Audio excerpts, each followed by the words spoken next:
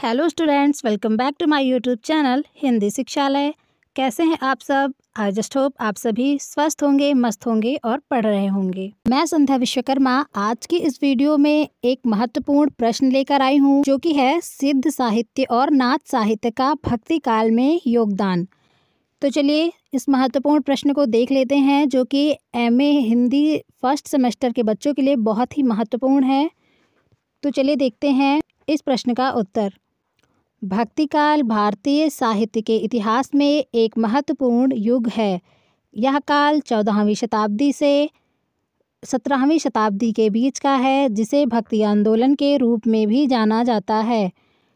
इस युग में ईश्वर के प्रति प्रेम, भक्ति और आत्मसमर्पण की भावना को प्रबल रूप से व्यक्त किया गया है। भक्ति काल को समझने के लिए सिद्ध साहित्य और नाथ साहित्य का अध्ययन करना अत्यंत आवश्यक है, क्योंकि ये दोनों ही परंपराएं भारतीय भक्ति आंदोलन की जड़ें मजबूत करती हैं।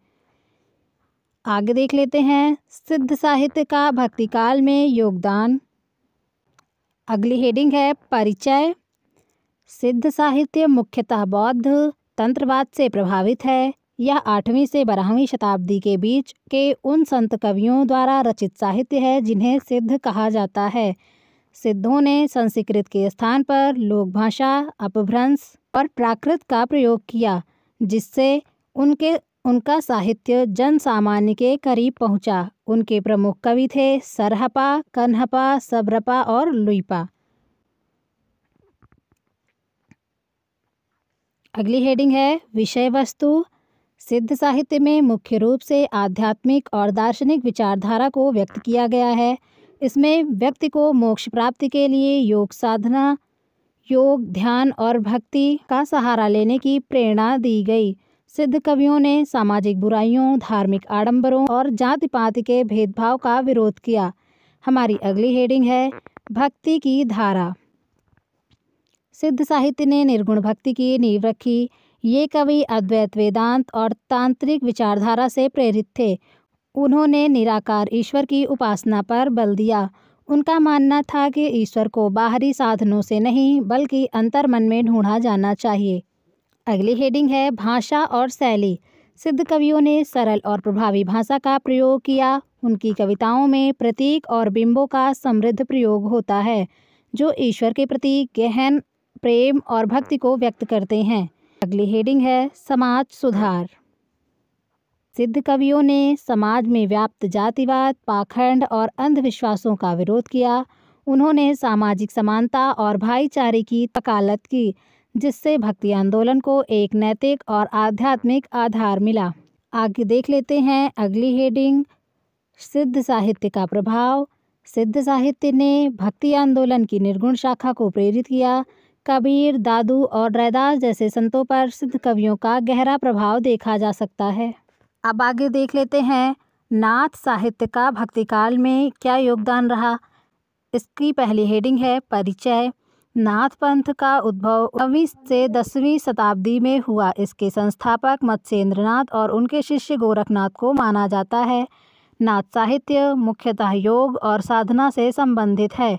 यह परंपरा समाज को धार्मिक और आध्यात्मिक मार्गदर्शन प्रदान करने पर केंद्रित थी। अगली हेडिंग है विषय वस्तु। नाथ साहित्य का मुख्य उद्देश्य आत्मा और परमात्मा के मिलन का मार्ग प्रशस्त करना था। इसमें योग साधना, प्राणायाम और ध्यान के माध्यम से आत्मज्ञान प्राप्ति की विधियों को वर्णित किया गया। नाथ साहित्य में सांसारिक मोह माया से मुक्त होकर आध्यात्मिक जीवन जीने की प्रेरणा दी गई। अगली हेडिंग है भक्ति के स्वरूप। नाथ परंपरा ने भी निर्गुण भक्ति को प्रोत्साहित किया।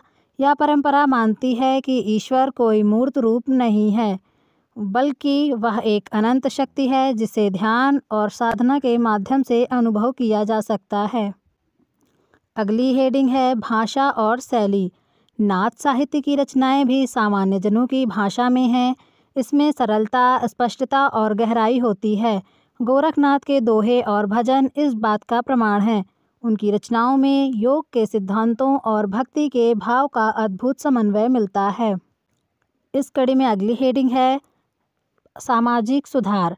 नाथ संतों ने सामाजिक कुरीतियों, जातिवाद और धार्मिक पाखंड का विरोध किया। उन्होंने योग और भक्ति के माध्यम से समाज को आध्यात्मिकता और मानवता की शिक्षा दी। गोरखनाथ और उनके शिष्यों की शिक्षाओं ने संत कवियों जैसे कबीर, गुरु नानक और दादू पर गहरा प्रभाव डाला। आगे हम देख लेते हैं सिद्ध और नाथ साहित्य का तुलनात्मक विश्लेषण। पहला कॉलम है पहलू, दूसरा सिद्ध साहित्य और तीसरा नाथ साहित्य। इसमें आधार है बौद्ध तंत्रवाद और योग पर आधारित था सिद्ध साहित्य। नाथ साहित्य जो है वो हठ योग साधना पर आधारित था। भक्ति का स्वरूप कैसा था? सिद्ध साहित्य में निर्गुण भक्ति और ध्यान की प्रधानता थी और नाथ साहित्य में निर्गुण भक्ति और योग का मेल था। सामाजिक सुधार क्या क्या किए गए? तो सिद्ध साहित्य में जातिवाद और पाखंड का विरोध किया गया, जबकि नाथ साहित्य में समाज में समानता और मानवता का प्रचार किया गया। इसके प्रमुख रचनाकार कौन कौन से थे? सिद्ध साहित्य में सरहपा, कन्हपा और लुइपा तथा नाथ साहित्य में गोरखनाथ तथा मत्स्येंद्रनाथ थे। अगली और आखिरी हेडिंग है निष्कर्ष।